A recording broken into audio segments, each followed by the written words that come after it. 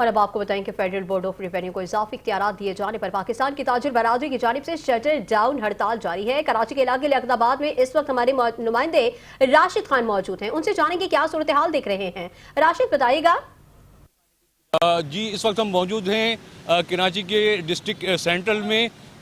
لیاقت آباد یہ district central کا مشہور علاقہ ہے اور یہاں ایک بہت بڑی اور پرانی مارکیٹ ہے جو کہ ہم دیکھ رہے ہیں کہ اس وقت تمام دکانیں کھلی ہوئی ہیں اور چند دکانیں جو بند ہیں وہ بھی اب کھلنے کی تیاریاں ان میں ہو رہی ہیں۔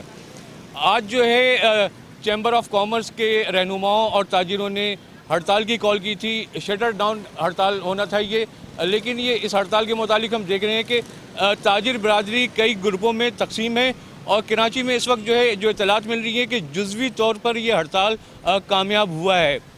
تاجروں کا یہ کہنا ہے کہ فیڈرل بورڈ آف ریونیو نے اپنے افسران کو بہت زیادہ اختیارات دیے ہیں جن کے خلاف جو ہے تاجروں میں تحفظات پائے جاتے ہیں۔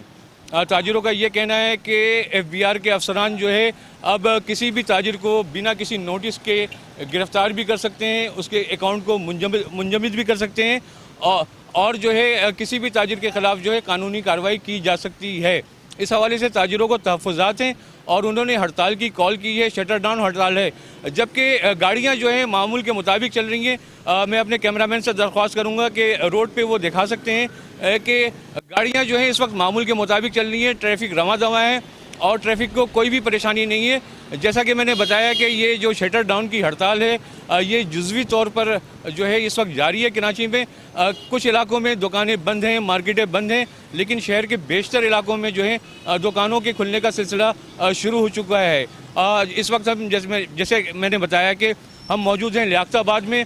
لیاقت آباد میں یہ بہت ہی قدیم اور پرانی مارکیٹ ہے جس میں جو ہے اس وقت چھوٹے جو دکاندار ہیں انہوں نے اپنی دکانیں کھلی رکھی ہیں۔ جی